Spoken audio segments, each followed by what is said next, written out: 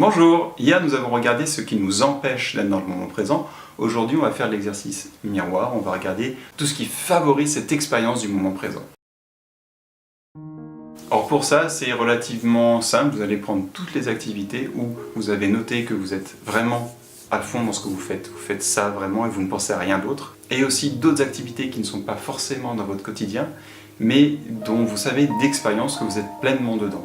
Et elles sont faciles à reconnaître, c'est toutes les activités que vous aimez faire. Parce qu'en général, quand vous les faites, ça vous nourrit, ça vous détend, même si elles sont fatigantes, ça vous détend, vous prenez plaisir, ça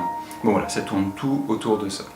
Ce qui va être intéressant de regarder, c'est comment vous êtes lorsque vous les faites. Comment vous vous sentez, qu'est-ce qui se dégage de vous, quels sont les élans qui vous portent, et éventuellement,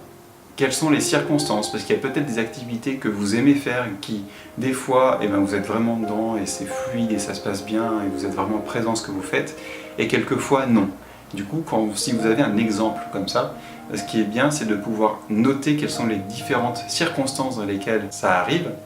pour pouvoir justement voir quelle est la part de contexte et voir quelle est la part d'état intérieur de comment vous êtes, pour justement vous aiguiller sur ce qui favorise le fait de vivre dans le moment présent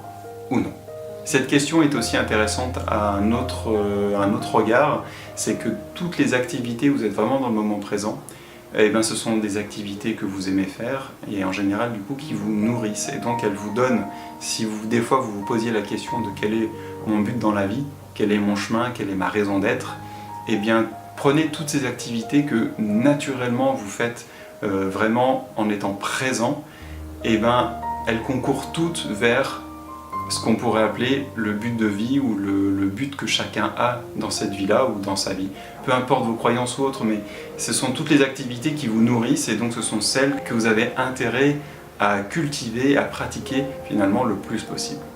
Voilà, merci d'avoir regardé cette vidéo, je vous souhaite une belle journée et comme chaque jour, prenez soin de vous.